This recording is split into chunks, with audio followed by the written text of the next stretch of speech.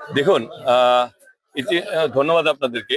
বর্তমান সরকার হচ্ছে জনগণের প্রতিনিধিত্ব একটা সরকার এবং জনগণের প্রতিনিধি সরকার, এবং এই সরকারের মাননীয় প্রধানমন্ত্রী জনাব তারেক রহমান আজকে বাংলাদেশের উন্নয়নের জন্য তিনি কাজ করছেন। তিনি আহ, যেই কাজটি করলে এলাকার মানুষের উন্নয়ন হবে, এলাকার মানুষের আহ, দাবি বাস্তবায়িত হবে দীর্ঘদিনে, সেই কাজগুলি করার জন্য তিনি দিনরাত পরিশ্রম করে চলছেন। সেই ওনার একজন যোগ্য প্রতিনিধি। আপনারা জানেন, আপনাদের এই এলাকার গর্বিত একজন সন্তান।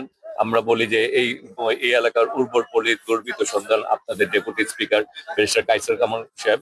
তিনি ইতিমধ্যে এই এলাকার জন্য 5টি ব্রিজের অনুমোদন করে এনেছেন, যেটি এই এলাকার উন্নয়নের জন্য ব্যাপক ভূমিকা পালন করবে। উনি কিন্তু এই কাজটি করে ক্ষান্ত হননি, সাথে সাথে তিনি আবার এই এলাকার রেলের যাতে উন্নয়ন করা যায় সেই ব্যাপারেও উনি উদ্যোগী গ্রহণ করেছেন। এবং সেই কারণেই আজকে রেল প্রতিমন্ত্রী হিসেবে আমার আশা, এখানে রেলের সচিব সাহেব ফাহিমুল ইসলাম সাহেব আছেন, রেলের ডিজি আফজল সাহেব আছেন, ডিআরএম সাহেব কামরুল ইসলাম সাহেব আছেন, ডিএন আছেন, এখানে এলাকার প্রতিনিধি যারা আছেন তারা আছেন, এবং রেলের অন্যান্য কর্মকর্তাবৃন্দ আছেন। আজকে এনে ওনার দাবি হচ্ছে যে এই জারিয়া স্টেশনটিকে প্রতিষ্ঠিত মাধ্যমে এই স্টেশনটিকে আবারও দীর্ঘ করে এটাকে দুর্গাপুর পর্যন্ত এটি যদি বাস্তবায়ন করা যায়, এবং এই এলাকায় আন্তনগর ট্রেন যদি বাস্তবায়ন করা যায়, এবং সেই ব্যাপারে উনি দাবি জানিয়েছেন, দাবি জানিয়ে ক্ষান্ত হননি, সেটি বাস্তবায়নের জন্য কাজ করে চলছেন।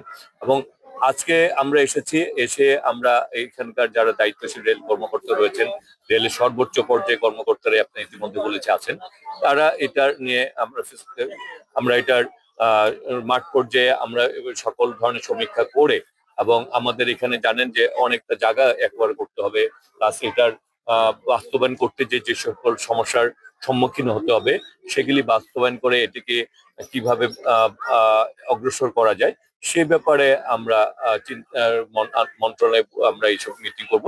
তবে আজকে আমরা সরজমিনে সবকিছু দেখে গেলাম, সেটাই আমাদের আপনাদের এই এলাকার ব্যারিস্টার কাইসার কামাল, আমাদের মাননীয় ডেপুটি স্পিকার, ওনার নেতৃত্বে আমরা দেখে গেলাম যে এলাকার মানুষের সকলের যে কাজটি গুলো উন্নয়ন হবে, ভালো হবে।